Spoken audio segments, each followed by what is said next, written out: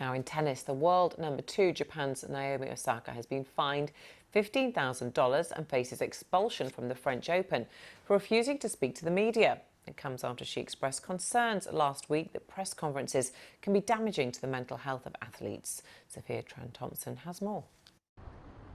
Naomi Osaka, the Japanese 23-year-old, is the #2 women's tennis player in the world, a 4-time Grand Slam singles champion and the reigning champion at the US Open and Australian Open. And she's not just an athlete, she's also earning a reputation for her activism.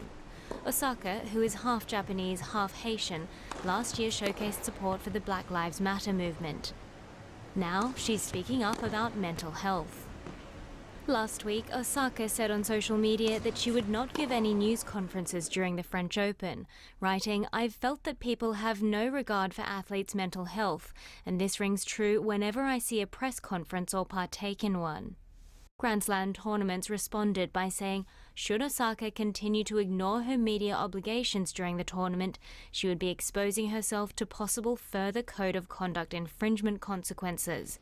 On Sunday, she was fined $15,000 by Grand Slam organisers for skipping a news conference following her first-round win. And afterwards, she tweeted, "Anger is a lack of understanding. Change makes people uncomfortable." An analogy could be going for a promotion and all of a sudden you find out that you've been unsuccessful for the promotion, and then a few minutes later, 5 or 6 random people ask you what you did wrong to mess up not getting that promotion. I think it's something around the recency of the event and not having time to process it that particularly puts athletes in a really difficult spot.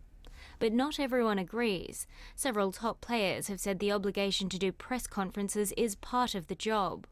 I believe that, and I think that that message maybe was not entirely written well, because I believe that press and players and the tournaments comes hand in hand.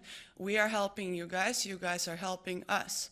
It's not something that you enjoy always, especially if you lose a match or something like this. So, but it is part of the sport and part of your life on the tour.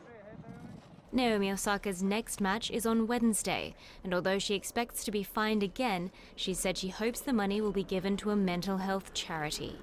Sophia Tran-Thomson, BBC News. That's it for me. I will be back shortly with all the day's top business stories. You can reach me on Twitter. I'm at Samantha TV News. I'll see you in a few moments.